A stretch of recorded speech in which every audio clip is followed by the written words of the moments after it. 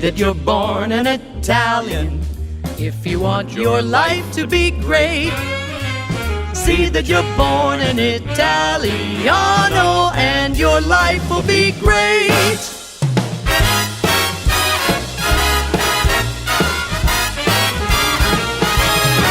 How about some Donadell? That's a nice.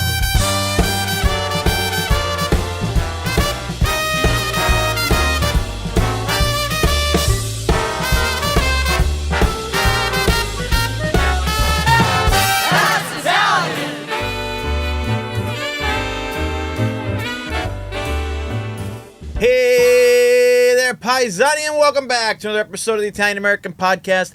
I'm John Viola, along with my partner in crime, the notorious P.O.B. Patrick O'Boyle, and we are back in Red Sauce Studio at the heart of Little Italy here in Manhattan, New York. And we are back, both of us, from extended road trips. I haven't seen you in a while. You've been to New Haven. We're like missionaries. You have been like a We've been like like Johnny missionaries. Appleseed of Italian American, like the Johnny Pomarola seed. I think you've been running around all over. If we release this like a month from now. I mean, it think this is is stuff I what it think is, of. right? I mean, I just came back from Italy, and you've been all over Italian America. Correct. Where you guys were in? You and Nicky Boy were in New Haven. Well, New Haven we were in a while ago. You were a while back. Jersey. You've been doing some stuff in Jersey. Yes. And then you went all the way But out to Omaha. That's the mother country. That's so I easy. don't technically that's fair. consider It's not that. travel. But then Omaha. Omaha was amazing. Yeah, tell me about it. Um, For the The audience, feast- you were there for the feast Santa of St. Lucia is Lucia. 100 years this year. Yeah. And they're all from one town, and 70% of the Italians in Omaha, like the Omaha metro area, are from a town in the province of Syracuse called Carlentini. And their patron is Santa Lucia. So their feast is 100 years this year.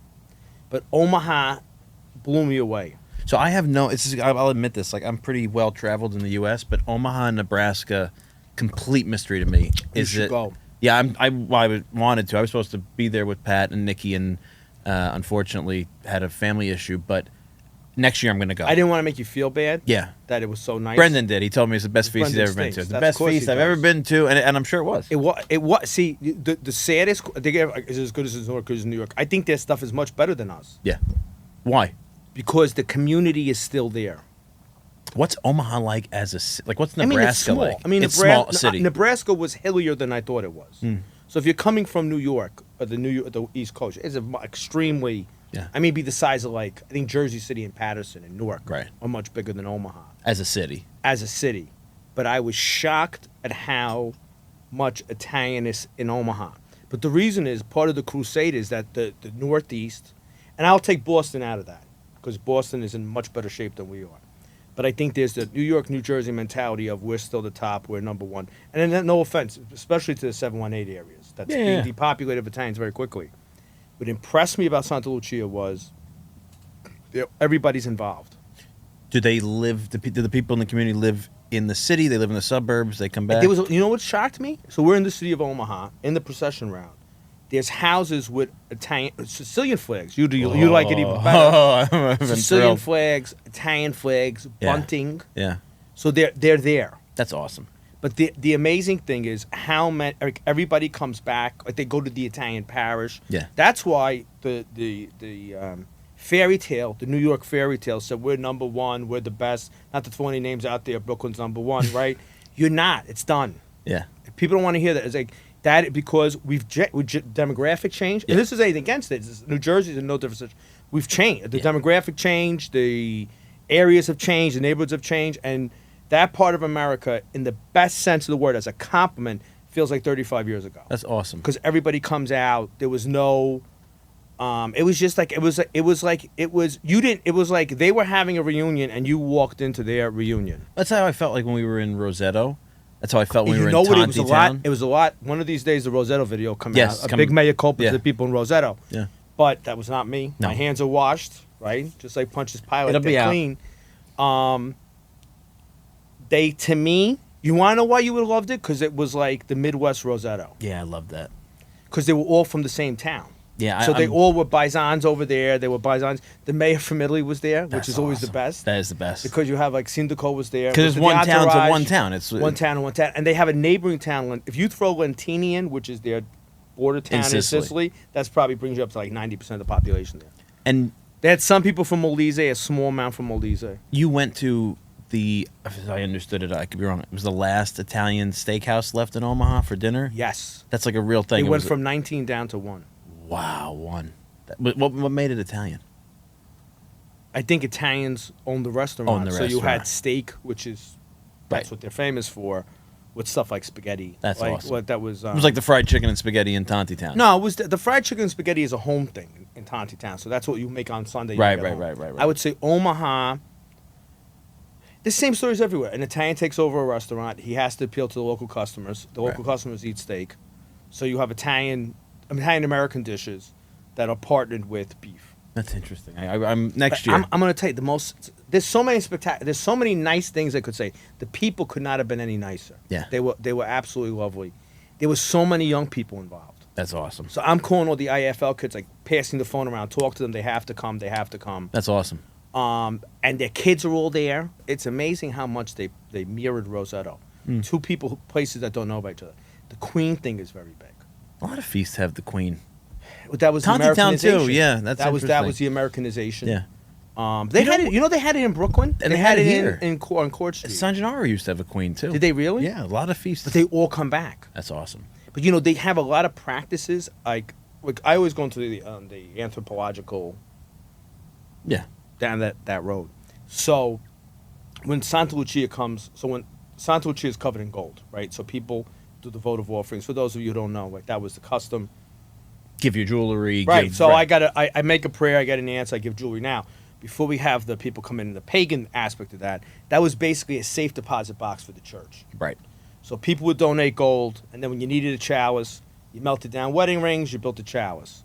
The Saracens came in and destroyed your town. You sold some gold and you repaired the roof of the church or whatever. So the gold, the idea was if I keep gold that you donate to the church, because that was the currency. The two Sicilies never had paper currency. Right. They were gold and silver gold and silver. There wasn't even a paper currency.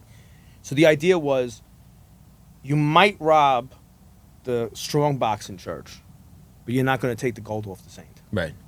So they have a St. Anne's in Hoboken, or the Martyr in Hoboken, another feast that have a lot of gold that goes on. Our Lady of Snow we have. Our Lady of Snow, because we never had a need to melt it here or sell it.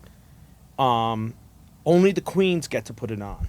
Oh, that's beautiful. But the reason is in Italy, men could not touch female statues. They couldn't dress a queen female statue. Is that right? Correct.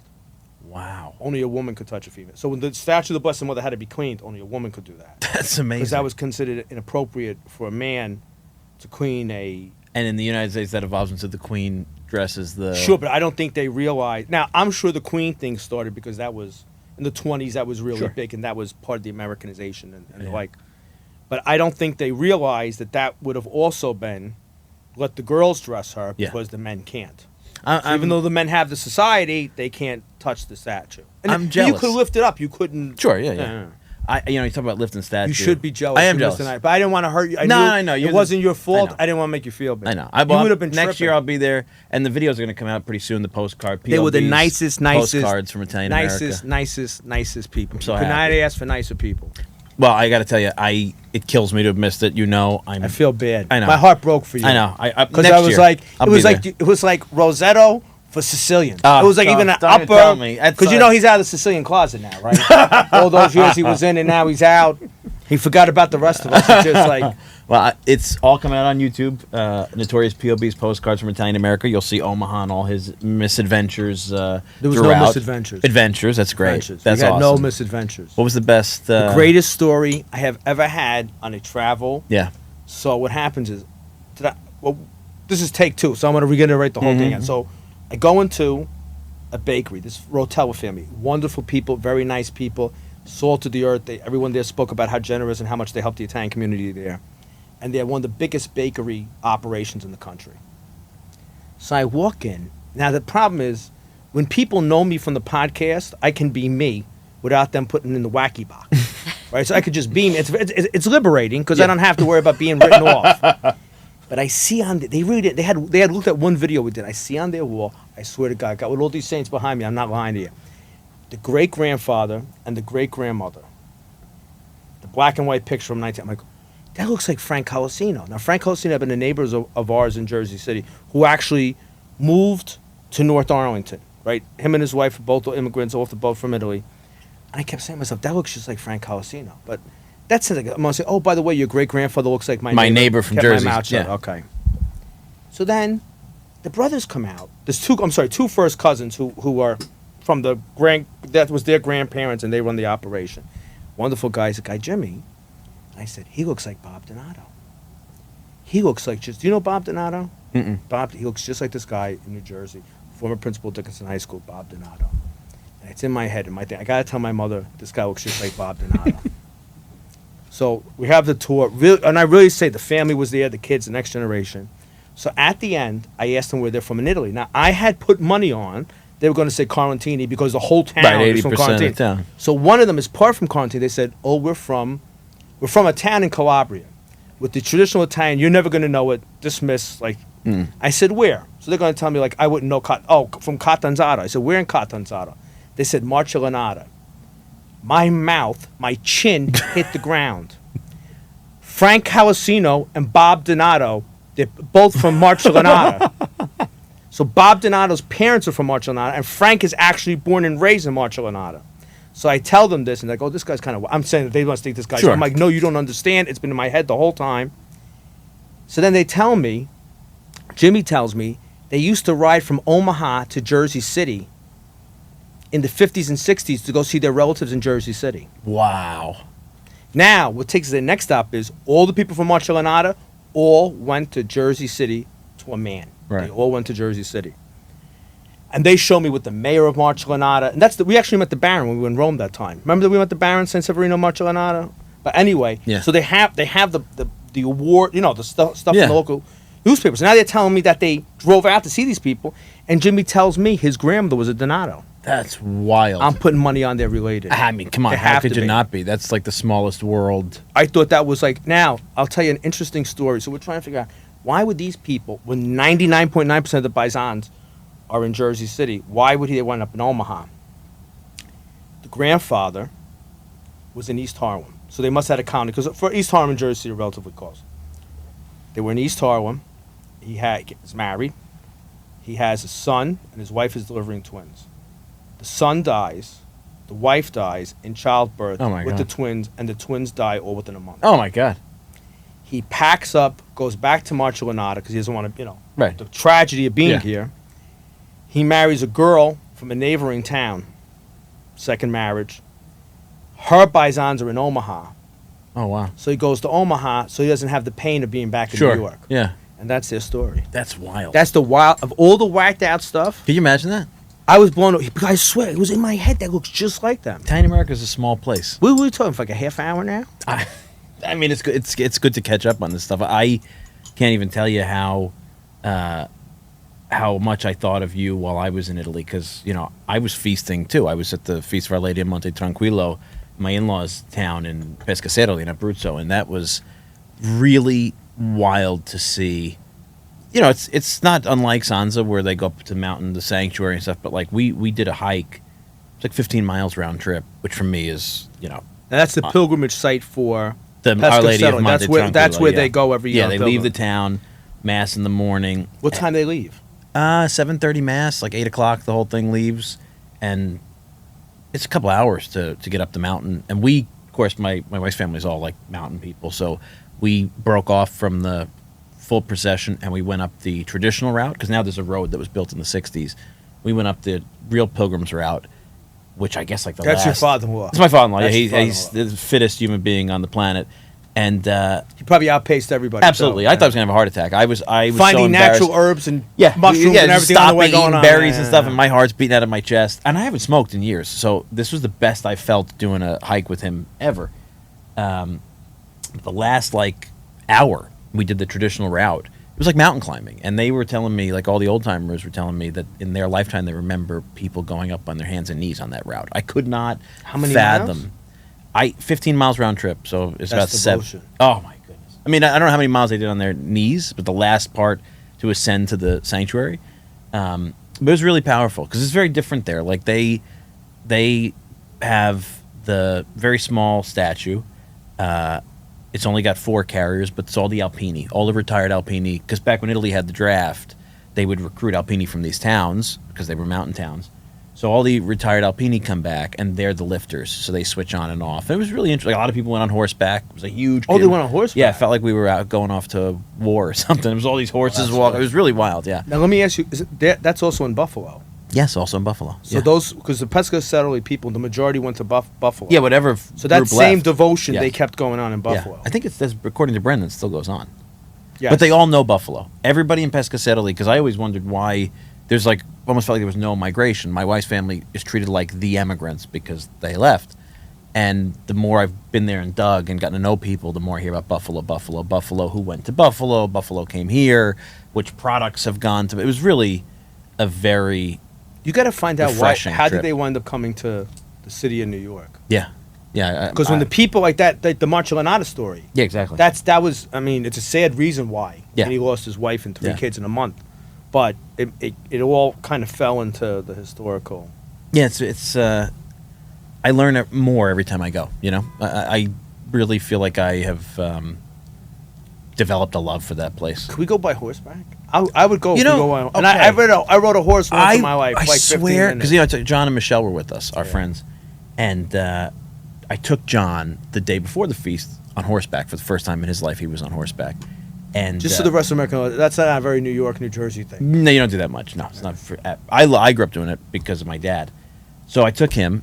We went up through the mountains, and there's like one big horse place in the town, and their big thing is they do once a year the same route as the Transumanza to take, like the shepherds would take to Puglia for. Yes, for people who don't know, It's a seasonal trek to bring the sheep to warmer weather in Puglia. I guess they do it in September, and it's been 1,000 years they've been doing the same route. It's so during you'd move like winter to summer. Exactly. You'd move your sheep from. yeah. So You this keep them in the mountains in the winter. Yeah. And you bring them down to the coast. I'm sorry, you keep them in the mountains in the summer, and then in the winter you bring them down, so to the coast, the plains and the coast is a little warmer. So this route, this stable does that route for people who want to experience it on horseback. So you camp out for like whatever it is, a week. And I said, John, I would love to do this. And he said to me, do you think Pat would do it? I said, I don't know, but I would ask because it would be. As long as we can stop in the Hilton. I don't wanna go- I don't wanna be sleeping on Hilton ground. and Brute, so no. I don't like bugs on me No, and dirt. But no, I got to see. But you're more. You rough. can meet us at the end of it. You would not. No, enjoy that I part. have to shower. Yeah. I don't like this camping thing. I have to shower. I got to shave. Yeah, I know. I have to shave. If I shower and shave, Yeah. I could even probably handle sleeping on the ground. If you had as a long as I camp shower shower? and shave, yeah. Maybe I can get a camp shower. This is something I want to do. So Some traditions are good, Yeah. and some like the not showering for 3 weeks, Yeah. or once a year. that's are not things your that are thing. happily gone. Yeah, you would. Pilgrimage for you is. I don't mind doing it as Yeah. long as we could As stop. long as you stop and sleep. I always want to do something out to Compostela in Spain, me but too. my thing is like there's like hotels along the way. All of them, all the routes. Yeah, and it has to be fancy. I just need a shower. I need a shower, Yeah. and air conditioning. I'm actually like I am you. not going to do that European. Let me tell the you, air conditioning, no air conditioning. It was 102 degrees in Rome. I've never seen the Italians more pro air conditioning in my life because it's been 100 God degrees in bless Rome America. for like We evangelized them. The They greatest were talking to me accomplishment- about Yeah, air go ahead. conditioning. Thank you. Oh, the air conditioning can't leave the air. I was like, finally they've broken the air conditioning. But we could talk about our catching up all day. How long have we talked? We have a guest here. I don't know. We have a guest here who's waiting, and she's been really But patient we with us. laid the ground. Yeah, we laid the ground. laid for the great ground. conversation. So, But why don't you introduce our guest because this is one of your finds. One of our listeners. Oh, is that right? One of our. Oh yeah, I absolutely. don't know. I'm like Please diehard go ahead fan. and go introduce I'm- yourself. Yeah, she's yeah. one of us. I'm I a didn't know you- diehard fan. I don't even know how I stumbled across your podcast, but I did, and I started listening when my husband made me clean on Sunday mornings. Wow. And so then, your episode on, was it the Malacchio? the Malacchio. Yep, absolutely transformed me. I called my mother-in-law. I was like, "This is why I'm not getting pregnant." I go, "Because I don't have a horn." Yeah. And so she's like, "Oh my God, I'll call the woman." And she called the woman. She's like, "You have it bad." They lifted it, and I got pregnant. Come on. I mean, on. after IVF, but Yeah, you know, but still. yeah, but The woman said still. you had it bad. She said I had it really bad. She had to pray for me all Saturday. And so I ended up, and I had, I had a You should have brought 11% the chance baby. of getting pregnant at my Come age. on. Yeah, because I was 43, and I got pregnant. God bless Yeah. you. That's amazing. Yeah, so, yeah, I totally believe it. So, I wow. This is the first time I'm hearing this. I'm blown Yeah, away. I must have forgot to tell you about it, but yeah. So you found the show. You started listening. Yeah, I started listening reached out to every Pat. week, and then I reached out to Pat because about, 6 years ago, my final project for my second master's was on this department store in Hartford. And, the master's itself, I already had a master's in history with sort of emphasis on European history. That's my thing, because I'm a high school teacher, and I just love it. And so I got a divorce in 2015, and I was like, well, I got a lot of time now, so what do? I was like, oh, I'll go get another master's. And I got the master's in American Studies, and with a concentration in museum studies. And so pretty much the great thing about grad classes is that they allow you to sort of do this focus. And so I was able to do an independent study on the introduction of Italian culture to America post-World War II, which fabulous. I'll tell you about that sometime. And then my final project was essentially a paper on this department store in Hartford called G. Fox. And there's two things that are sacred to people in Hartford County. One is the whalers, which they will come back one day. Okay, I have absolute faith. And the second thing is G. Fox. Like that's considered the heyday of Hartford, at least for like my generation, the generation before me. Versus, historians would argue it's the Victorian period with Mark Twain and the insurance and whatever. Okay, it's really whalers and G. Fox. So I started looking into it because ideally what I originally wanted was to do a paper on how Italian-American seamstresses in New York, how they were influencing fashion, yet not getting credit for it by working at department stores like B. Arden. And I originally got the inspiration from a book called Lucia by Adriana Trigani, who was wonderful. I reached out to her. She responded. She is so incredibly helpful. Yeah, she's a big supporter of the show, and Dolores and Rosella, and she's great. Yeah. And so she sort of told me where to go, where to start my research. And so I started it. And the problem is I hit a dead end because no one was responding. And so I'm telling my aunt about this, how, I don't know what to do. And she goes, well, my friend Joe DiStefano, his father was a master tailor at G. Fox in Hartford. I'm like, he was? And she goes, yeah, and he was born in Italy. And so she's like, why don't you reach out to him? And it ended up being incredibly mind-blowing because what I found was essentially Italian immigrants or first-generation Italians were given jobs at G. Fox, and it allowed them to achieve their American dreams. So whether it was in some instances like Gaetano DiStefano, he's referred to as Tommy, they sought him out because he was a master tailor from Milan, or he had been trained in Milan. And so they went and found him. And the owner really liked the idea of having a European tailor, someone on the sales floor who could, outfit her customers. Everybody loved him. And then you have somebody else, like I had, who was it, Anthony DiPietro. He actually came to America and was working at a bakery in Hartford and getting paid maybe 50 cents an hour or something when minimum wage was $1.25. And he was working 60 hours a week. This was while in school, in high school. And so he was like, yeah, he goes, I was able to get a job at G. Fox and I was getting paid $1.75 an hour. And he said, not only that, he goes, but it was the first time in America that I had seen Italians helping Italians and the respect that American workers and employers give to their employees. Yeah. And so it was just unbelievable. And then we had other people as well, such as Antonio Danza. He ended up joining G. Fox, and they put him in the upholstery division, and he knew nothing about upholstery or anything. And so he learned the skill at G. Fox. He left and started his own business, and ended up creating a thriving business. And then for the women, it was the same thing. You had Ann Usello. She ended up becoming the first female mayor of a U.S. capital, and she worked at G. Fox during the day. doing comparison shopping, essentially like an assistant to Mrs. Auerbach, who was the the owner of G. Fox. Wow. And she just very clearly said, she goes, they didn't care I was in politics. And she said, and the job gave me all the opportunity to do that. And even when I got elected to city council, the only thing she said to me was, you and my friend are on the city council together. Make sure you still act like ladies. Wow. Yeah. So it was really great. And then you had other people like Susie Peters. She was the top saleswoman for hosiery. And she was so good that Schiaparelli, they would send her, Schiaparelli, would send her actually to New York once or twice a year and put her up at the hotel, send her to a Broadway show, pay for her dinner 'cause she was such an amazing saleswoman. Wow. Yeah. So it was really just quite amazing what Italian immigrants and first-generation Italians were able to do there because they felt so respected. Yeah. And part of it was, and this is where, I love your podcast because sometimes I'm listening to it and I'm like, oh my God, that's so true. I'm this way because I'm Sicilian. That's it. End of story. Cancel the therapy session. Yeah, he loves this. Yeah. It really, it's true. And so for G. Fox, they really emphasized two things. They emphasized family and loyalty. Now, for the average employer, they'll say, we're a family here. But come on. We're not a family. Yeah.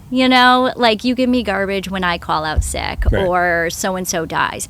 G. Fox, they were masters at creating that family.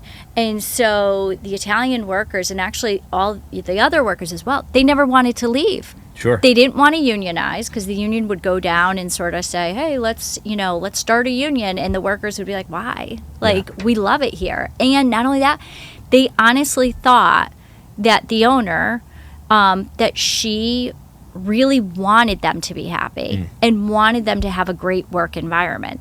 So for them, it was like, well, we're not going to unionize. No way. And the way they created this family atmosphere, honestly, I think it's brilliant. But first of all, they hired the relatives of their employees. So, it's like, oh, yeah, my cousin, he's over in that department. And so it was great because they felt like they were seeing their real family at work. They also would honor you if it was your birthday. So you would have lunch with the owner and the executives of G. Fox during your birthday month. They actually had a family circle table in the employee cafeteria that the executives would eat at, and you could have lunch with them. They also had something called the Go-Getter newsletter, which I think this was just so creative. And a lot of department stores did that. But essentially it was a newsletter that would talk about the softball scores for, the softball league, bowling, who was being sent away to war, and we're going to send this care package, announcements such as marriages, births, engagements. People also had promotions put in there, like so-and-so in this department got promoted. They would do employee biographies, like, hey, have you ever seen Theresa in the jewelry department? Well, this is her, this is where she's from, this is what she has for family. So there was this really lovely atmosphere there. And I will point out, okay, because when I was starting my research, and actually the crazy thing is I found these stories through Facebook. I went into Facebook groups. I'm like, hey, this is what I'm looking for. Anybody knows anybody who worked there who's Italian American, please contact me. And I did have someone say, this wasn't a good place for Black Americans because they were forced to work in the basement where not consignment, but the sale department. And so I came back and I asked the woman, you mentioned you were involved in a training program. Can you tell me something about it? She goes, why are you concerned with that? I just told you, Black Americans were forced to work in the basement. And the problem was my focus in my paper was Italian Americans. Right. Yeah. And so I did tell her, I said, unfortunately, that's not my focus. And that is widely acknowledged that G. Fox working there was a different experience for Black Americans than what they would term as white Americans. Wow. And as for, the owner of the store, at least with Tommy DeStefano, she viewed him as a key asset because of his skills from Italy. And then even Anthony DiPietro, they wanted his mother to work because she knew how to sew fur. And she wouldn't go take a job there because she didn't know English. And she felt, no, I don't want to, it was too overwhelming for her. But, I mean, it's really simply amazing when you look at it, what people were able to accomplish there. And not only that, but it was amazing that the store itself knew how to create that family atmosphere, and that they viewed really Italian immigrants and first-generation Italians not with discrimination.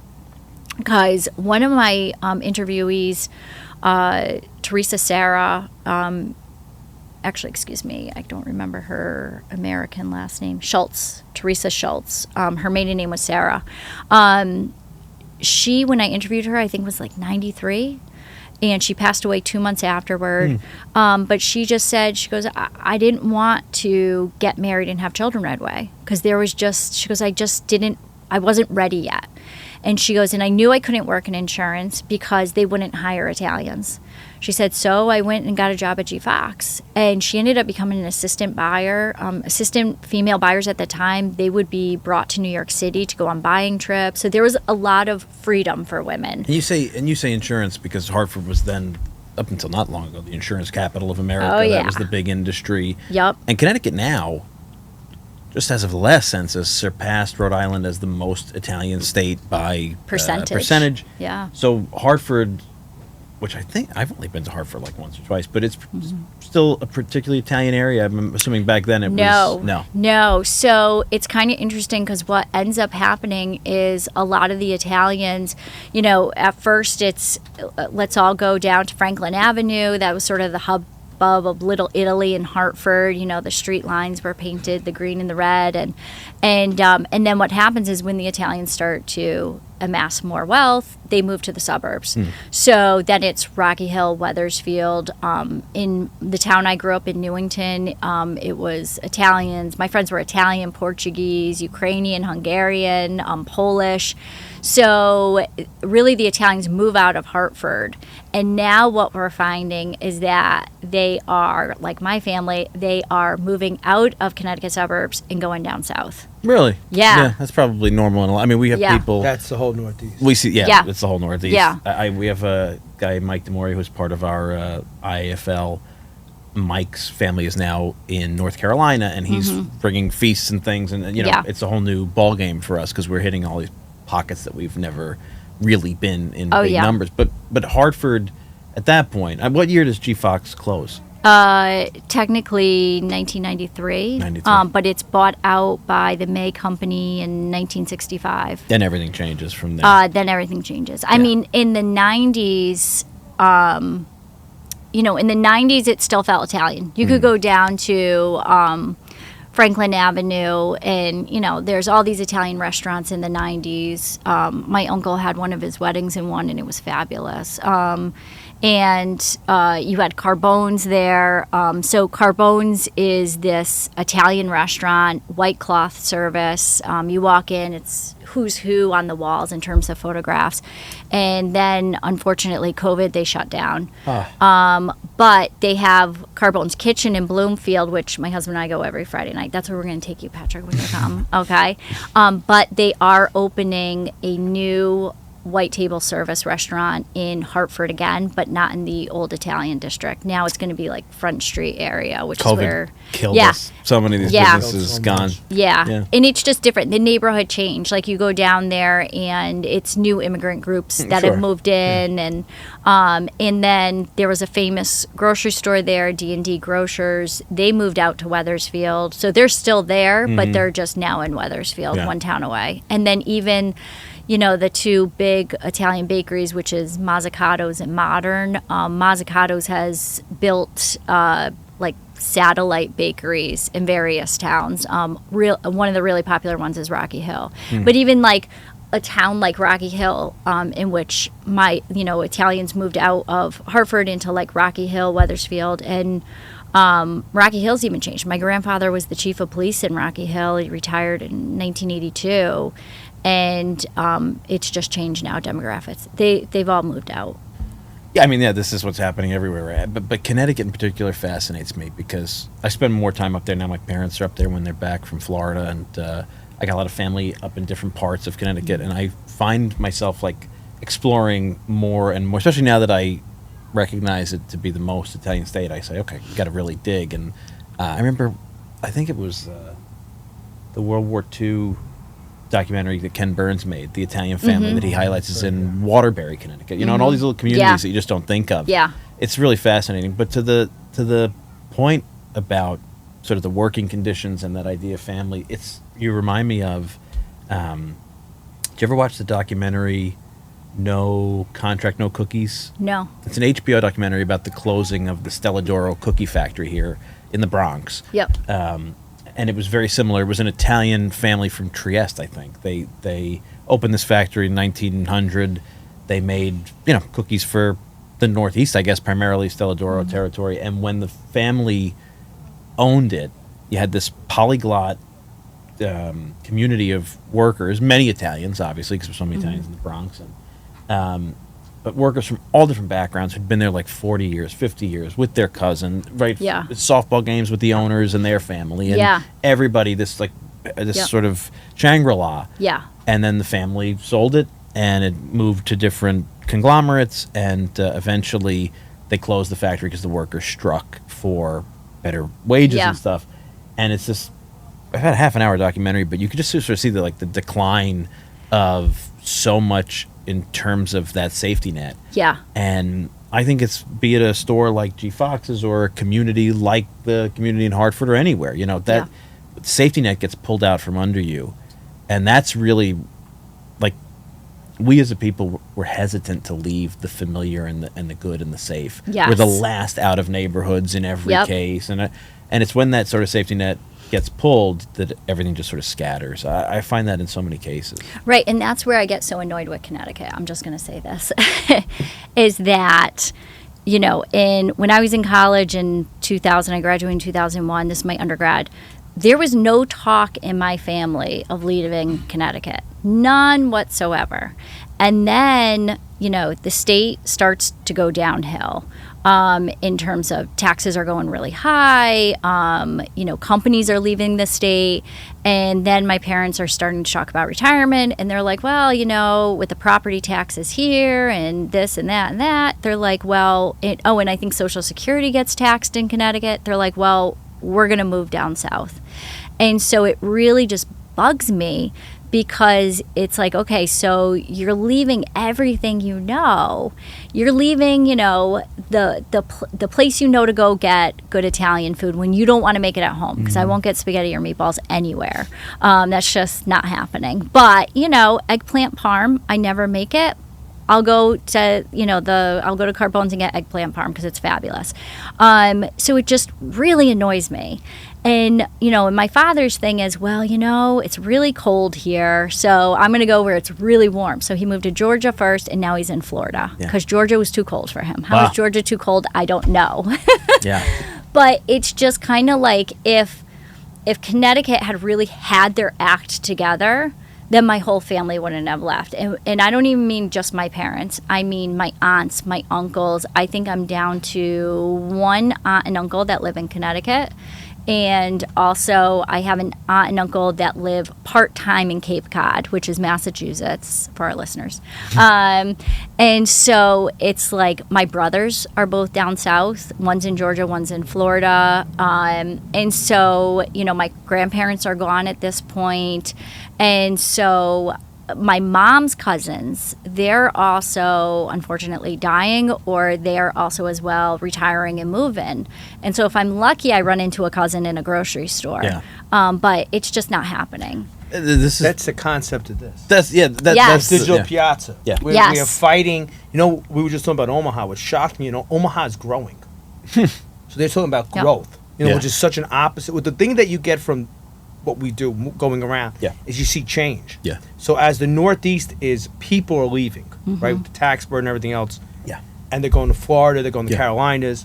Nebraska has people coming in. Sure. Yeah. A lot of these states. And it's just, but our idea is that if we don't do this, if we don't create a digital piazza, where will we be? Yeah. But it's really interesting to think of, like, this is sort of to me, the nugget of the whole conversation is we were all around the same age, and in the 1950s, sort of post-war 50s through the 1980s, 90s, many of us did it. We were both born in the same tenement houses as prior family, like the family compound, if you will, called water flat compound. But we're the last of us, and then the family all goes to a suburb together. I'm sure, like your family, everybody kind of went, and then maybe you had some family who stood in the neighborhood, and then who came back. So I went to my family's feast yesterday, Our Lady of the Snow in Brooklyn. And what used to be my entire extended family is now dwindled to a couple of cousins. And I was having a conversation with my cousin Rosemary, who you know. And she was telling me about the feast when she was a kid and how they lived in Maspeth, Queens, but they came back to the neighborhood. And we had some cousins who went all the way to Long Island, but they came back. And now our generation is the first to experience, it's not just we are in the sort of exurbs and suburbs of a former enclave. Now everybody lives all over the country. And who went to college in California and married a person from California, and who is here, or who went abroad, and so we are the first generation that is going to watch that transition where you can't get. So you could complain before, like people decide not to get together on Sunday. They're going to do their own thing, but they still live in the same neighborhood or the same general metropolitan area. Now you can't get them together because everybody's scattered to the wind. And that's going to be...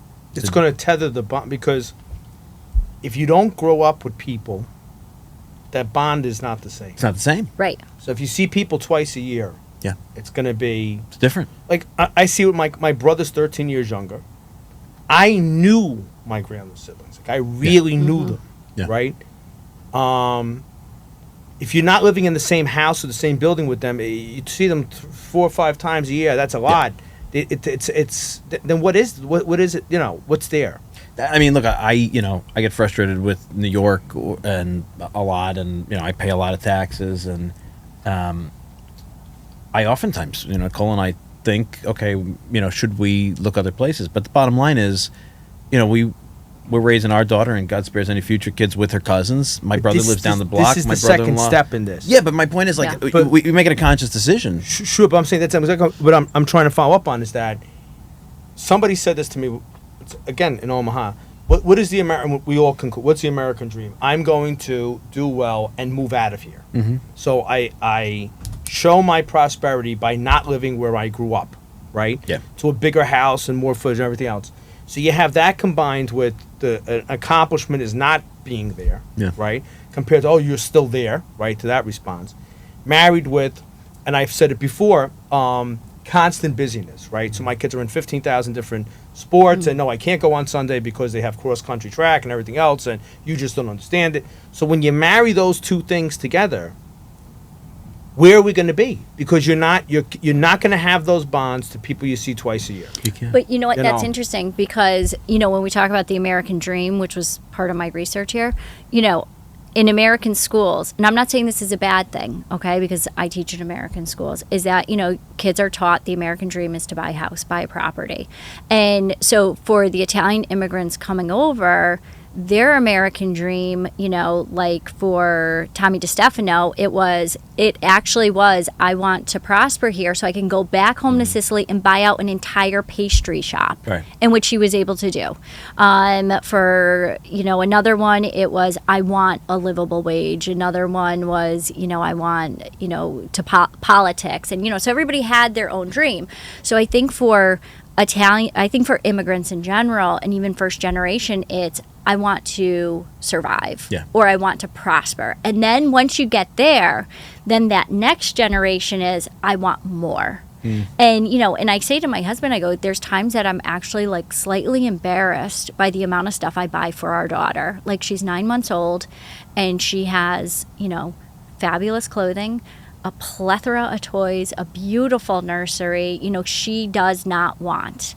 And I'm slightly embarrassed because when I think of my great grandparents and I look at what they came from, or even my grandparents, and then I'm like, well, what is the American dream now? Like, for my husband and I, is it to spoil our kid rotten? And then we've got a whole nother problem. And then even, or, like my mother, I don't know how, how do you recreate the Christmases of my childhood Yeah. in Florida or Georgia when there's no Italian bakery? It's hard. You That's know? what all of us try to do. But this is the battle. This is what we're. Yeah, this is the Yeah. war. This is the war. Yeah. This is the war. And this is Yeah. why we're here. Do you know as what? a resource? Somebody that really impressed me. What? I look at everything on it. If you think I'm really whacked, you see the stuff I watch on Instagram. And I listened to a lot of Orthodox Jewish rabbis and Hasidic rabbis, right? Okay. Because I like people who have different perspectives, right? Mm-hmm. And one of them said it is important for Jews to live around other Jews. Yeah. You cannot be a real Orthodox Jew living alone, because they were talking about the mikveh and stuff like that. So Yep. if you're Jewish and you're practicing that form of Judaism where you have to go to the mikveh every month, the wife has to go, you got to live close enough to a mikveh. And he's like, this is like God set us up like this so that we're forced to live around each other, right? Smart. So, Right. and I was like, wow. He's like, to be a good Jew, you have to live around other Jews, right? So the eruv, the thing that they tie around telephone poles so you can move the baby carriage on the Sabbath and stuff like that. Like, to be an Orthodox Jew, that you could do that on the Sabbath, you got to live with the eruv. So he's like, we have all these things so that Jews are around other Jews, because that's how we're going to keep this going. I was like, that's a completely foreign concept to an Italian American. I mean, we say it, we Yeah. always, but I think that Well, it's a foreign concept to America, right? foreign Because concept to America. the beyond the melting potism is like I always felt when we moved to Jersey, and we're surrounded by non-Italians somehow in such an Italian state like New Jersey. I was always really flummoxed by the sentiment that I encountered with my friends and their parents, who felt like if the kid didn't leave the house, it was a failure, right? Like if you don't go far away, go to a school Sure. here, we That's failed as true. parents. Oh, I've got And a story about in that our one. house, I always joke, but like I went to college in the Bronx. I drove myself. It was 45 minutes. My mother cried like I was going to war. That's us. And I went home for macaroni correct, that night. correct, But that's the correct. difference, like the idea that if you don't, and unfortunately, obviously that's the prevailing Do culture. you want to hear something that was really, again, I keep bringing Omaha up. Yeah. So I met someone's wife there, who I would say is like in her late 30s, early 40s, and she worked in a New Jersey college about 5 or 7 years. So I said to her, what was the biggest impression you had coming from Nebraska to New Jersey? You know what she said? How close the families were. Which I don't think she realized, because there was so many Italians here. Yeah. She goes, what's amazing, she goes, she's like, how close they were. She was shocked how involved they were. So she goes like, well, I still had kids in college with the mother calling them up and telling them what to do. But she goes, but they also had a big network to fall back on. And he said, that's the Italian trade-off. Yeah. That's absolutely right. You have a very close family, but there's dues to be paid. Yep, that's right. And you know what she said too? She goes, we were not it came out in the comment, like we were not a nursing home culture. Yeah. I said, yeah, because you came from a world where 18, bye mom, I'm going, okay son, and then Yeah. compared to we suffocate, Yeah. but our suffocation is a cradle to grave insurance policy. That's exactly right. Yeah. Yeah. To an extent, Yeah. unless you fight with your cousin or fight over a house, but Right. in general, Yeah. But I thought that she smelled that on us, but she didn't realize that was us. Yeah, it's She interesting. didn't. I don't think she connected it, but Yeah. I think about that. Like, I think of my grandparents, my great grandmother going to a nursing home in like her late 90s when she had suffered strokes and it just couldn't, she couldn't do anything. And how it tortured my grandparents, who at that point were in their late 70s, to send her there, as if they had failed. And if you contrast the idea of failure of like Yes, your kid that's lives the home is Italian- failure, the Italian and for us, American is yes, you've I- left yeah, it's correct. failure, and that's a I powerful mean, if you think thing. about today, like sometimes people at advanced age with Alzheimer's, bed sores and stuff like, they need to be in a facility to survive. But there's a common guilt we have, like Yeah. an embarrassment, like, well, yeah, I stop and see mom even though she doesn't know who I am, I stop at the nursing home to see her every day and make sure but that it goes back to Hasidic rabbi. Yeah, smart. I mean, that's the glue. I mean, you got to pick something. There was an article. I have all these saved articles that I don't read, right? It's just I have paper bags full of ShopRite bags. I can't even get paper bags, not even 118 bags of cut out articles. If I read them before I die, that's going to be an accomplishment because I don't know if I could ever get it done. But there was it was some trendy magazine had an article that said, don't leave your hometown for a job. And it was all about the impact that for cities to survive, you need multi-generational Yeah. invested. You know what? And again, back to Omaha, I met a woman who had come from Sicily when she was 12 to Omaha from Carlentini, Met a guy in Sicily, goes back at 14 in at 26 in 1975 to marry the guy. And we were just talking, but her family stayed here. So her family immigrated. She went back to Italy. So she's here all the time, right? And I said to her, because she has a foot in both countries, like the impression, and she goes, like, the one big difference is in Italy we stay. Yeah. She goes, we stay in the old house. We don't build a new house. We fix the house. We're in the town. Where in America, everyone's always moving further, bigger house. Yeah. And I think that's the biggest difference. But I think, again, if we list the challenges of the next 25, 30 years, I don't think intermarriage is much of a challenge as Separation. like the rabbi said, Yeah. being separated out of your community. You're right. I totally agree with you. I think intermarriage is, the more, the better, right? Because I think Italian culture galvanizes in a mix, actually, and I think it. I don't know. It's gonna be. Well, it's gonna be. I've said this all the time, and I've said IFL. Not to cut you off on this, is that it's impressive. It's impressive that we have kids going to IFL who are 1/16 Italian. Yeah. It shows we have an impact. But then again, we talk about elective identity. So they've chosen to elect this. Is how many kids out there who are 1/16 Italian who don't care? That's going to be. I'm saying that's going to be like for the academics. Right. Let them figure. One day that they're out. going to figure that out because I think that's a very deep. Yeah. It's a good question.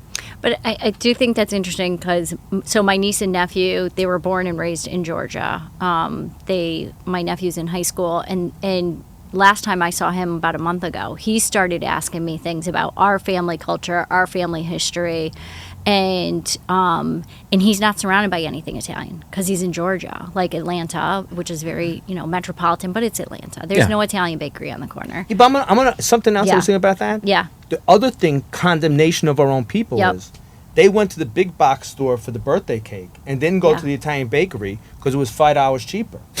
So we try to make this. Right. Well, number one, a lot of people don't want to be in those businesses. Wait, 'cause we they're always hard. go to the Italian bakeries Sure, you for our did, but birthdays. you made that choice. Yeah. My How many mother did, people- yeah. How many people said, "Oh, I'm gonna get the cake from the supermarket Yeah. because it was a quarter of the price, right? And I Yep. can park there, and I don't have to double park somewhere." So we didn't invest in our own businesses because if they were making a lot of money, the kids would have. Now it's a very hard job, right? So a lot of Yep. people, a lot of family Italian businesses did not want to be there for the next Yeah. generation.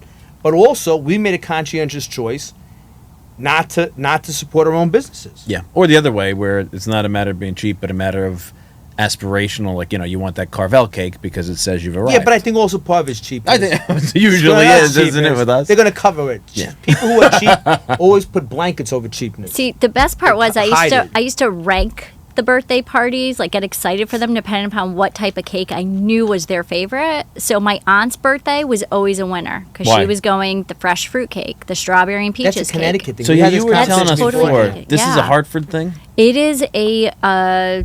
I assume you can get this in New Haven, but I'm not Oh, sure. I was but waiting for that. Because you know that I've if never that's true, that, been- no, we do not know this in New I Haven. know, in New Real Haven, time I've knowledge. never- What is it? What is this cake? It is, so it's a sponge cake, like I think it's like a Genovese sponge. And then on top of that are cut peaches and strawberries. And then you have your like whipped cream frosting, and then another layer peaches, strawberries, sponge. And so it's like a 3-layer sponge cake with peaches and strawberries in between, all covered in that nice buttercream Cool Whip. It's delicious. It's my favorite. Like we had Uncle guests. Frank and yeah, Frank. Uncle Frank and Frank came from New Haven and brought chocolate lemon pie, which It was is a delicious. Oh, New I never Haven had that. specialty. It was fascinating. Yeah, really fascinating. So I love when we find these little like. No, you guys have to come to Hartford because Yeah. we're going to go to Carbone's. Actually, maybe I'll find out when the White Cloth How restaurant's close are you to opening. Southington? Southington? Oh, not far away at all. Maybe like 20 minutes. They have a feast in Southington. I know, They that's do, the next and I question. missed it. I had to go to Cape Cod for my aunt's birthday, and so yeah, but she's the one who likes it as Franny well. Donnaruma's in Southington. Yeah. He's the Pope of Oh, is that Southington. right? Yeah. I didn't know that. He has Yeah. a throne and everything just like the Vatican. Oh. They have Franny's Yeah, throne. my friend Mark is from Southington. We work together, and actually, one of the things that I love about him is that because he's Italian, like, something will happen, and we'll look at each other and I'll be like, your mother wasn't doing that. And he's like, no, like, it's just that thing, There's that connectivity, yeah. Yeah, it's fantastic. So, but it's changing. People are moving out. The grandkids aren't being raised with the grandparents anymore. That's what's going to do us in the end. That they Yeah. don't have the ubiquity. You know what I noticed? Every young Italian American anything that we've done. Yeah. I will bet 9 times out of 10, the people who are involved always had a grandparent in their life. Yeah. Not the one they saw twice a year. Right. Yeah. They will always go back. Even the Yeah. ones who were in their 70s, even the boomers. Yeah. Will say my grandmother and Yeah. I think that's the common Yeah. the multi-generational Italian family. Yeah. Is what guarantees more than living in an Italian place. A multi-generational Italian family is what guarantees the future, like passing it on. Yes. Yeah. Yep. And it's also interesting too because so in my family it was definitely my mother's family. My grandfather who's from Sicily. My grandmother was actually French and Irish, but it was understood you better not bring a guy home and grandpa better like him because if he doesn't like him, that's it, it's done. Don't even try to make it work. It's not worth it. And I remember I said this once to somebody who's not Italian. He's like, "Well, that's ridiculous. Like what? Like who cares what your grandfather thinks?" And I looked at him like, "What? Like what's wrong with you? Why would 'Cause you we- say we- that?" we- The Like- collective means so much more to us. But we have a deference for rank. Yeah. Yes. We do. There's Yeah. a Yes. deference for Hierarchy. like I even saw in my mother like there's the older first cousins Yes. who have deference. Absolutely. Yes. Right? Absolutely. Yep. Or the son who's named after the grandfather gets the first meatball. Like we're rank people. Yes, we are. Yeah. So, but that's what keeps us together because he put the hammer down on that guy, Yep. and you might have cried and screamed and kicked, and you might. I mean, I don't know. If, I'm saying No, that- I never would because it was just like if my grandfather doesn't like you, there's something wrong with you. That's Like he good. knows best, for my grandfather. Yeah. If it was actually even if my uncles did that, it would have been the same thing. Now my father, he would have been like, Teresa. I'm like, Dad, you don't know what you're talking about. Well, that's why you have the collective, You know the right? Because greatest- sometimes the the aunts greatest and uncles and grandparents Yeah. can say the things that your parents Yeah. can't. But the greatest accomplishment of the Italian people is that women never take their husbands' names Yeah. because the message is you'll never be one of us. Oh, That's the message. oh, Think about that. Italian women traditionally, because we're gonna have God willing a wedding episode coming on from someone. The old days, Yeah. the women would sew their initials on all the linen. oh, yeah, yeah. So if something happened to them, everything went back to the family of origin. So Yep. it's not it's in the husband never going to be that because the tribe, Yeah. the family was always behind. Yep. They were with you and everything. Can They were I tell a story? I probably told it. Right I probably before told we it again, go? but who cares? Just I don't care. I'm gonna tell the story again. Italian marriage problems, right? So to protect I'm gonna tell a story. I'll leave certain names out, but we had someone we knew from Jersey City who told a story that his parents' generation came from Italy, and his aunt married a guy who used to smack her around, beat her up, smack her around, and it got back to the grandfather. So the grandfather Yep. and the uncles, his Yep. sons came from Italy, that she was having problems at home. Yeah. So one Sunday, he gets dressed up, this is in the 50s, and the brothers all go to church. And after church, they get a box of pastries, and they show up at the house Yeah. of the daughter getting smacked around, Yeah. knock on the door. She comes downstairs, she goes, "Oh, Pa, I didn't expect you to come, and I'm going to put coffee on." He goes, "Yeah, take the pastries, go put coffee on. Yep. We want to talk to your husband." They beat the crap out They of him. threw him, so they had a flight of stairs. So, Wait a minute. This sounds like my family because that's exactly what my great uncles did Yeah. to my Aunt Jean's husband. yeah, that's it. Are we related? I think it was a common. No, I'm not Sicilian, but I think it was a common Italian marriage. So he comes out. It was Yeah. just like The Godfather, like with Sonny. He comes Yeah. out, and they beat him up on the landing. And Yeah. she comes out screaming, "No, Pa, it's my..." And the grandfather smacks her and says, "Get back in the house. We're taking care of this." Threw him down the flight of stairs. Beat him up. The brothers drag him up. Beat him up. Throw him down the flight of stairs. Like, throw him down, bring him up. And the grandfather said to him, "This is a warning. Mm-hmm. The next time we come back, you're going to be dead." Mm-hmm. And he never touched her again. Well, you have to, that's the. Now I'm sure there's marriage counselors, psychiatrists. Yeah, sure. Somebody's going to write us about this, but that's hold how on it a sec. works. You But know what? You knew this story. Right, but you know what I love about this story too, okay? And I know people out there going, "Oh my God, you love this story." Yes, I love the story, okay? And this is why, okay? Because as an Italian female, there are certain things my family find unacceptable, like in that would happen in my marriage, and I was married before my current husband, Steve, who's wonderful. My mother calls him a miracle from God. Yes. And, That's but, the, My mother-in-law doesn't say that about me. oh, my mother loves him. And, but in my first marriage, there were definitely issues. He was not Italian. And I just remember sitting one day in marriage therapy, and I just looked at him and I said, this is unacceptable. I go, I was not raised to deal with this and whatever it is that you're doing. And I go, and not only that, I go, if my family knew about it, I go, I would be embarrassed. Yeah. And then we got a divorce 3 months later. That's the sort of secret. Like I was on this show when Dolores and Anthony were doing it. I think it was like episode 10 when I was at NEAF, and I was in my office, and Dr. John Rosa, who's been on the show a million times now, a dear friend of mine and all of ours, he and I did an interview together, just talk about the foundation and Italian American, this and that. And he was talking about growing up with a really close-knit Italian family, Sicilian family in New Jersey, and how he felt that because you put your toe on the line of certain behaviors that other kids would cross, but you wouldn't cross it because you didn't want to shame your parents, your aunts and uncles, your cousins, your grandparents. So you had this like collective weight on you, and it really did sort of always come back to like that barometer of, would I be embarrassed to tell my family? Like, I've been in not great relationships where you want to keep things from your family because they're your sniff test, they're your barometer. Yeah. You're so close, they look out for you, so you have that. Everything you did was bridled by the embarrassment. Yes, that's right. Yeah. Don't embarrass me, don't embarrass us. Yeah. Right? So how many of our wives were we didn't go down certain paths. Yeah. Yeah. Not because we thought it was morally just, because the overriding thing was, how could you embarrass me? Yeah. How could you do this to me? Yeah. I think about it all the time. I gotta do Subuku now publicly because you embarrassed me, Yeah. right? Yep.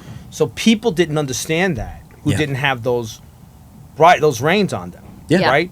But if you think about but the Italian family get the circle the wagons. Even if they're not talking to each other, they're gonna circle the wagons with an outsider. That's like Mario Cuomo not running for president, right? Because he doesn't want his family to be dragged through the press and all these kind of things. It's like, could he have politically have survived any kind of issues that sure, probably could have. It goes back to but it goes back to the whole premise why you're here, though. Also, I mean, it's in far as the academic work he did.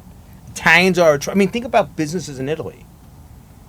You go there and you're there for the rest of your life. Yeah. But also, you have the. There was a thing on again, another Instagram post, but the guy who founded Ferrero Rocher, I always forget his name. Right, but there's so many Italian companies. It was like 75% of Italian companies are small family-owned companies, Absolutely. right? Yes, So under 15 employees. Under 15 employees. So the idea is that you're now part. I don't want to say the family as much as the household. Yeah, like you're one of we're household people. Yeah, because that's the concept, right? So you have Fox. What was it Fox? The name G-Fox. G-Fox. So now all of a sudden Italians feel that they have their back. That I'm part of this. Yeah. There's that pride. That's where we thrive. We thrive in the tribe. We thrive in safety of that extended kinship. That's to me. That's you want to hear something else? I was reading last night because I read. I woke up 1 o'clock this morning. I read for like 12 hours because it was about all the whacked out kids today that get involved in whacked out things. I never thought about this, right? And they said so many kids today get bullied in high school, right? So they are looking for acceptance in groups and acceptance and whatever you want to say, belonging, right? So they wind up in all kinds of whacked out movements because someone now they're part of the tribe. So you're a geek and you're a nerd, you couldn't get somebody for the prom, and this kid beat you up, and people called you stupid and ugly, all this stuff.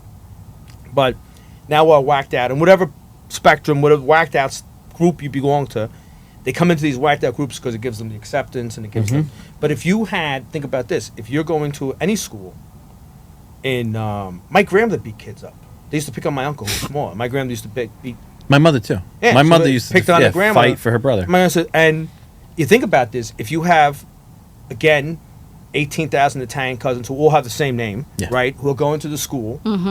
If the weak kid in those cousins is picked on, an army will destroy you. So an army of Italian cousins will beat you, kick you, throw you down again, fight down the flight of stairs. So you have that cover. Yeah. And I think that so many of these kids are lost because they don't have the protection, right? Who you just said to they don't have that tribe that is cavalry who's going to come, because if some kid's going to pick on another and he knows that they have cousins in the older grade who are going to kill them, right? We're going to beat me. that is a safety net. And I think that eroding. So if we go on about people like the American dream, because they have to get like a house that's bigger, always bigger. So now your kid's going to school with no protection. So now you have 2 kids or 1 kid. The cavalry's not there.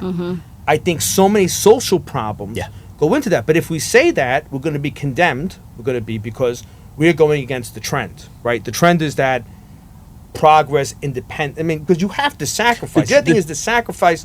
You have to sacrifice a little bit of yourself to be part of that tribe. The trend is that the trend now is progress tells you you can be whatever you want to be, and you can redefine yourself every day. And unfortunately, this tool in our pocket is the thing that gives you access to all these different worlds, and you can find people electronically that will help you redefine yourself every day. And if you decide to change, you change, and that's not really human. That's not real. Do you think as a high school teacher there's currency to that theory? Yeah, I do. But I also think parenting has changed a lot. That's 3. That's a whole other episode. Yeah. And I even see it like, I've been a mother 9 months, and I questioned something at daycare, and my work friends were like, "Oh, Theresa," and I'm like, I'm just wanted to know, I just read an article about a school by me in Brooklyn. I lived 20 years in Brooklyn Heights, St. Anne's, famous Episcopal school, very no curriculum. Episcopal school? Yeah, it was very, very, waspy. progressive, weird school. No curriculum, no grades. All this wacky stuff, and basically the idea was we're going to get your kids into the Ivies, stay away. And eventually, the school hired a known felon. It just was in the news. Hired a known felon. The guy was in all these group chats with these kids, like a sexual predator, and they were shocked. Even then, the administration, that the parents were questioning them. As this came out, right? They were like, well, we knew he was a felon. It was all there. And these parents were talking about how much of a sea change it was to feel like you could question the school because the results were always so good in terms of Ivy League this and Ivy League that. And I'm like, that's the opposite of the pendulum, right? That's the other side of the pendulum from who we are, because we could never. I mean, my wife says to me all the time, our daughter's 2.5. And I said something about sending her to summer camp. My wife's like, we're not sending her to summer camp. I got the best summer camp story in the world. I have the best summer camp story in the world. All right, but they're going to edit some stuff out. How are you going to do? Summer camp is me. Lena's grandparents' house. Yeah. Can I tell you the best summer camp? Put it on the thing, whatever. But I got to tell this. I have to say this. Someone in an Italian organization who remained nameless, about 20 years ago, decided that the way to preserve and promote Italian language was to create an Italian summer camp. Oh, yeah. Kids to go in Minnesota, right? Minnesota. So the Minnesota people were like, oh, this is fantastic. We'll set it up and everything else. And they thought they all set up the whole thing. It was all underwritten. And they sent out the application. They got no responses. And they didn't realize Italians don't do summer camps. Because they're not going to eat somebody else's food. Yeah. They're not going to be in a bed, who knows, a schifosa bed with bugs in it. And they were shocked. And they were like, well, not, and the person who put this together did not understand our mentality. Of course not. And was blown away by the lack of, they did not understand that Italians don't do summer camp. That's it. Because if my grandmother could have kept me, my mother and my grandmother could have kept me in the basement for the rest of my life, they would. Absolutely. What did your grandmother say to you when you went to college? Can I say this one? So it's 19, had to be like the fall 1992 when you put college applications out. So I lived with my grandma my entire life. So my grandma's making me breakfast. She comes over to the table and she said to me, don't worry if you want to go away to school. Wherever you want to go, this was like after deep, long contemplation for me. She goes, wherever you want to go, we'll get an apartment. You go to school, I'll cook and clean and take care of the apartment. And then on Friday, we'll get on the bus and go home. Oh, that's so sweet. That's the best thing in the world. That's us. That's us. Oh. So you're not going to a keg party. Yeah. Yep. My grandma used to smell my clothes. That's God's honest truth. My grandma used to smell my clothes. If I was out on Friday, Saturday night, she would smell my clothes, and I would go out to like I would go home, come out to the bedroom to have breakfast, and she'd go to me, who you with last night that was smoking? So what? Your freedom. Yeah, but that's us. Of course. They are not summer camp people. Absolutely. I was Yep. 21. Yeah. And another good story? Oh, heck, I'm going to tell it anyway. Just cut it out. I went out for a mudslide, which is a milkshake with like a shot. Yeah. I turned 21. delicious. I had a mudslide. And my grandmother said to me, I told her I had a mudslide. She called me, you drunk. Out there. You just turned 21. You should, because it was doing, I had Wednesdays off from college, Tuesday night. I felt like such a bum and a degenerate. She's like, you go out there and drink. You're not even 21 a week. And I said, it's a milkshake with shot. But that was us. But that's the trade-off to have a polish in your shoes. That's the... That's the trade-off. That's the tribe. And that's really what this is all about, right? That safety. Theresa DeCubellis, welcome. Thank you for listening for so long. Thank you for being here. Thank you. It's been such a pleasure having you. And When are you going to write a book? Yeah, when are you writing a book? When Lena goes to college, so 18 years I'll No, start. we got to get the book now. No. You got right. summer. You got to No. do the book. Yeah. No, I gotta watch you- her. She started crawling and The just. academic. I know. It's the all the ideas are up there. Always. You should present at the Italian American Studies Association. I know you sent that to me. I have to look into it more. I have to look into We're going it to more. annoy you because I'm really good at annoying. Because he's good at annoying. But if That's he it. wasn't good at annoying, we would not have How this much would show. not have That's happened? right. How much would not have Yeah. happened. So thank goodness for your good Yeah. at annoying. Thank goodness for You know the great Navigan listeners. word for that is insist. Insist, yeah. Insist. That's like right. Push. That's insist, yeah. I haven't heard that in a long time. Insist. That's okay. Get a trop insist. That's- It's annoying, like pushing too Yeah. much. I love Patrick, that. that's okay. We'll keep you. You're my new best friend. Thank What did you call him Yeah, earlier? yeah, yeah. You said the new T-shirt is Oh, he's the Italian the American. notorious POB, and then I think I was gonna put Patrick O'Boyle, Yoda, the Uh, Yoda Italian or Italian American Yoda. the That's Italian American Yoda. We need that on a Jedi T-shirt. Master. But it's Yeah. all the listeners. We have the best listeners. We have the gold standard of listeners. Yeah, because they love you. Well, that's true. But also, no, look at the quality we Yeah. produce. Did We're you very ever lucky. meet one of our listeners who wasn't like top notch No, listener, we're top lucky. shelf? We're very blessed. With the envy. We are the Yeah. envy How of many other podcast podcasts land. have? They'll never. That's why I say. I may be talking to 400 listeners and one is better than the other. Well, that's what makes our show our show. We're really lucky. Thank you for being here. You're welcome. Thank you guys out there for listening and watching on this new medium here on YouTube. And thank you for sending in what you're doing and telling us about where you are. And the more the better to kind of learn I'm about so the behind. stories in our Sometimes I get neighborhood. behind. Sometimes people message me. It takes like a month to get back. I know, Or but 6 you will. months. But we will. But Pat will get back for Because sure. I think about whatever the answer I have to give. That's right. Yeah. So we have wonderful people like Theresa out there in podcast land listening and sharing what they do. Keep sharing it with us. Write to us. Find us on social media. We'd love to hear from And you. repost. Spread the gospel. Spread the gospel. Repost. Repost. And keep Send your to eye on your YouTube. relatives. You're going to see Pat's postcards from Omaha coming out soon. Thanks for listening, and we'll see you next week. Born an Italian. If you want your life to be great, see that you're born an Italiano and your life will be great. See that you're born an Italiano.